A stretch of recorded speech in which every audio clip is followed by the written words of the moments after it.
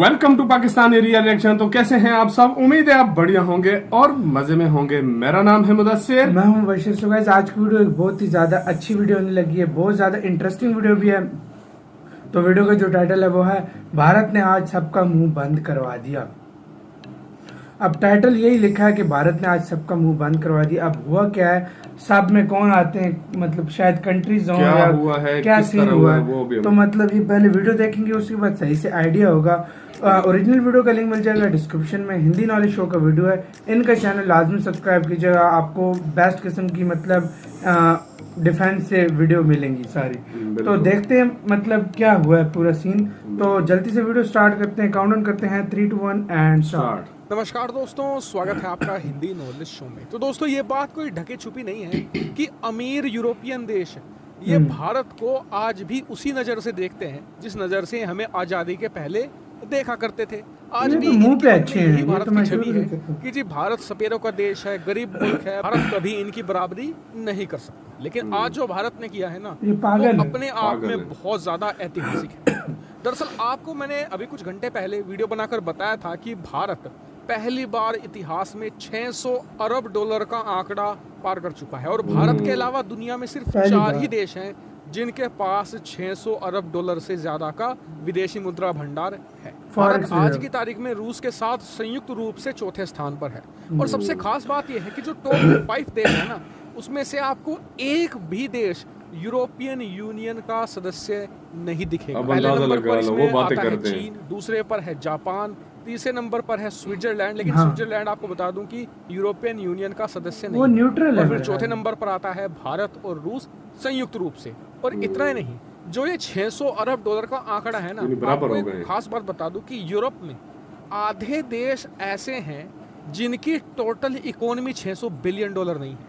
भारत के पास उतना विदेशी मुद्रा भंडार है। जैसे ही भारत ने इस माइलस्टोन को छुआ है ना, अब भारत को बहुत ही सीरियसली लिया जा रहा है। खासकर कि भारत के जो 5 ट्रिलियन डॉलर की इकोनॉमी बनने का जो हमने ऐलान किया था, अब उसे ना सिर्फ विदेशों में बल्कि भारत में भी काफी सीरियसली लिया जा रहा है। क्योंकि पिछले 1 साल के अंदर भारत का विदेशी मुद्रा भंडार 120 अरब डॉलर बढ़ा है। और इसीलिए कहा जा रहा है कि अगर इसी रफ्तार से भारतीय विदेशी मुद्रा भंडार 120 अरब डॉलर सालाना बढ़ता है या फिर 100 अरब डॉलर भी सालाना बढ़ता है, तो 2024 तक हमारा विदेशी मुद्रा भंडार 1 ट्रिलियन डॉलर को बड़ी आसानी से क्रॉस कर जाएगा। लेकिन जहां तक मेरा एस्टिमेट है, 2024 से 1-1.5 साल पहले ही भारत 1 ट्रिलियन डॉलर की विदेशी मुद्रा भंडार वाला देश बन जाएगा। क्योंकि 120 अरब डॉलर ये उस समय बढ़े हैं जब हमारी अर्थव्यवस्था बंद थी, हम कोई भी एक्सपोर्ट नहीं कर पा रहे थे। क्योंकि देखिए, विदेशी मुद्रा भंडार कमाने का सबसे अच्छा जरिया होता है कि आप दुनिया भर में अपना सामान एक्सपोर्ट करें और फिर उसके बदले में हमें डॉलर मिलता है, उससे विदेशी मुद्रा भंडार बढ़ता है। लेकिन पिछले 1 साल में तो हमने कुछ खास एक्सपोर्ट नहीं किया, इसलिए हमारा विदेशी मुद्रा भंडार सिर्फ 120 अरब डॉलर सालाना के हिसाब से बढ़ा है। लेकिन आने वाले समय में ये 150 अरब डॉलर या फिर 200 अरब डॉलर सालाना भी बढ़ सकता है। ऐसे में हो सकता है कि 2023 तक भारत बड़ी आसानी से 1 ट्रिलियन डॉलर विदेशी मुद्रा भंडार वाला देश बन जाएगा। और इतना ही नहीं, इसी से भारत का जो प्लान है 5 ट्रिलियन डॉलर इकोनॉमी बनने का, वो और ज्यादा रॉक सॉलिड हो जाता है। क्यों? क्योंकि देखिए, अगर आपको इतनी बड़ी अर्थव्यवस्था बनना है ना बहुत ही कम समय में, तो आपको चाहिए विदेशी इन्वेस्टमेंट। यानी कि जो विदेशी कंपनियां हैं वो आपके देश में आए, या विदेशी इन्वेस्टर हैं आपकी जो कंपनियां हैं देशी, उनमें ज़्यादा से ज़्यादा पैसा लगाएं, ताकि हमारा जो शेयर मार्केट भी बढ़े और ओवरऑल देश की जो जीडीपी है वो भी बढ़ जाए। तो ऐसे में इसके लिए चाहिए होता है विदेशी मुद्रा भंडार। क्यों? क्योंकि देखिए, कोई भी इन्वेस्टर ये जरूर देखता है कि इस देश की कितना ज़्यादा विदेशी मुद्रा भंडार है। क्योंकि अगर शेयर मार्केट गिर जाता है तो ऐसे में इस देश की कितनी कैपेसिटी है कि अपने शेयर मार्केट को ये संभाल ले जाएगा।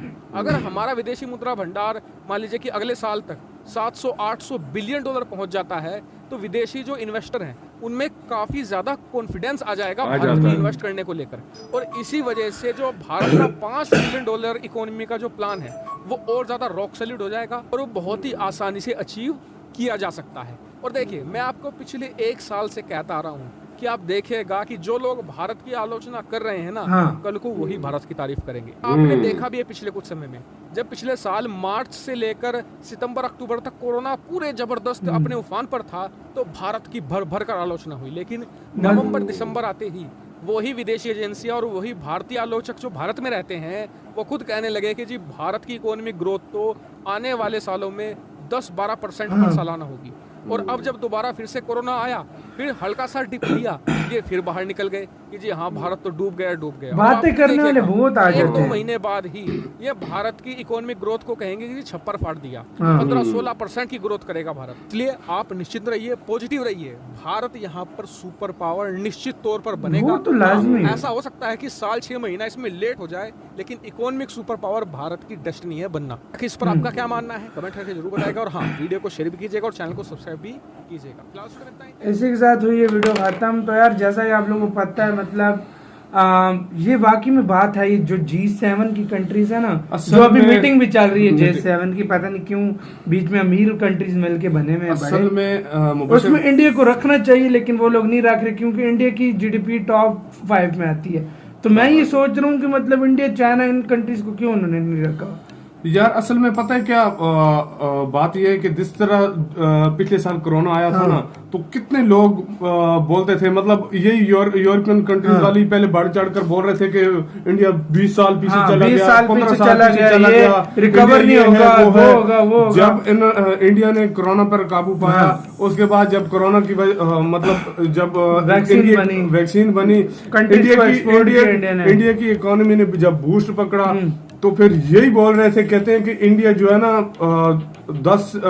12 से 15% ग्रोथ रेट इसका बढ़ रहा है, और ये दूसरी और चाइना तक को इंडिया ने पीछे छोड़ दिया था। और भाई दूसरी बात ये थी कि मतलब वो जो याद है आपका, ये जो बाहर वाले कंट्रीज हैं, स्पेशल यूरोपियन यूनियन के या अमेरिका, ये वाकई में नीची नजर से देखते हैं कि मतलब इंडिया पहले तक देखते थे, अब नहीं देखते। असल में पता है क्या, वो अब जलते हैं, वो कहते हैं कि यार इंडिया मतलब इतना आगे किस तरह हमसे निकलता जा रहा है। मतलब $600 बिलियन का खाली फॉरेक्स रिजर्व है, जिस तरह मतलब यूरोपियन कितनी कंट्रीज हैं जिनका मतलब टोटल जीडीपी नहीं है, मतलब इतना पैसा बैंकों में मतलब जो मतलब पड़ा है इंडिया के पास। असल में पता है, देख लो 600 अरब डॉलर जितना भी चौथे नंबर पे इंडिया, ठीक है। 600 अरब डॉलर जब आपको फॉरेक्स रिजर्व पड़ा होता है ना, तो दुनिया की कोई भी कंट्री हो, उसको एक किस्म का एतमाद होता है कि यार मतलब अगर फर्ज करो हम इन्वेस्ट करेंगे ना, तो अगर कोई प्रॉब्लम भी होती है तो वो मतलब इसकी वजह से इंडिया यूज कर लेगा। नहीं है कि इंडिया मतलब अपनी शेयर मार्केट में पैसा लगा के अपनी मार्केट को बचा सकता है। और आज तक ऐसा हो ही नहीं है कि मतलब कोई इन्वेस्टर इंडिया में उसने पैसा इन्वेस्ट किया और उसको नुकसान हुआ, नहीं हुआ, कभी भी नहीं हुआ। और दूसरी बात मैं क्या कहता हूँ भाई कि मतलब वो जो टॉप 4 की कंट्री है उसमें एक भी नहीं आता यूरोपियन।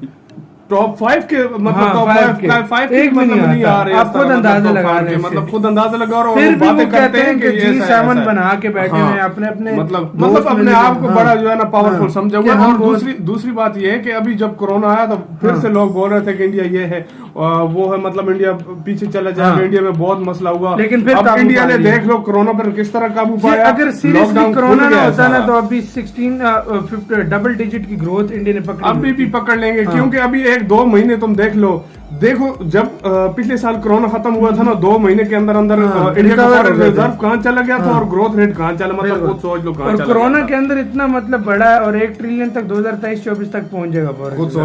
खुद सोच लो, जब 1 ट्रिलियन तक 23-24 तक हो तो फिर कौन सा ऐसा देश होगा जो इसमें इन्वेस्टमेंट न करेगा। सो गाइस, आप इसके बारे में क्या कहते हैं, अपनी राय हमें कमेंट सेक्शन में दें, मतलब आप इसके बारे में क्या सोचते हैं। बिल्कुल, इधर वीडियो खत्म करते हैं, अपना बहुत बहुत ज्यादा ख्याल रखना। तो यार बाय।